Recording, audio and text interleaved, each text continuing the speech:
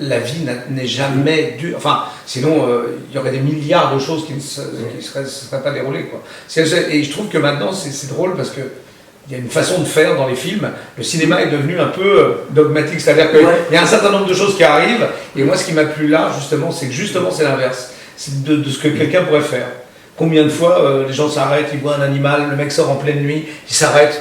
Je veux dire, 90% des gens, ils passent dessus, même avec la bagnole. Ouais. Je veux dire, c'est vrai, quoi. C'est ça. C'est ça. On n'est pas dans l'idéalisation, c'est sûr. Non, mais on est dans la réalité de ce que l'âme humaine peut faire.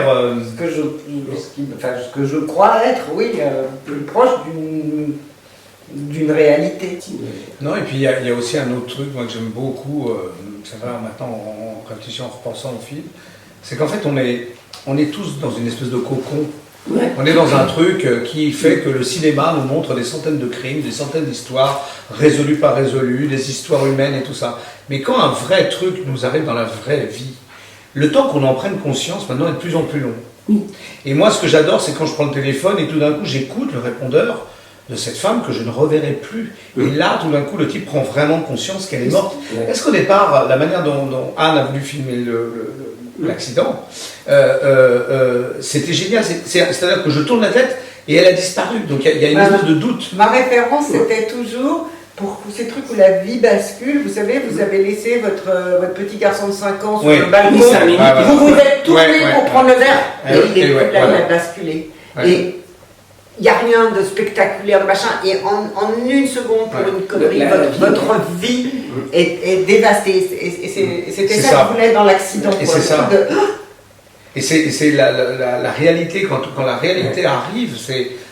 maintenant, on voit les gens qui regardent un truc, qui mettent 1 heure à comprendre qu'il y a eu un carton, quelqu'un s'est emballé, ils filment d'abord, et puis une fois qu'ils commencent à voir qu'il y a du sang, ils font « oulou ». Et il y a une espèce de... Voilà. Et en fait, cette réalité, cette fiction, elle est de plus en plus impressionnante, quoi. Moi, je voulais nettoyer tout le truc, qui n'est pas un truc, enterrer le corps.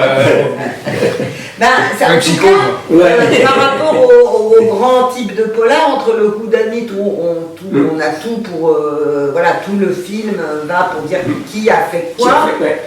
Moi, je pensais au principe de suspense d'Hitchcock, c'est-à-dire que le spectateur, il en sait autant que le personnage, juste il se demande comment il va s'en tirer. Voilà. Qu'est-ce qu'il va faire?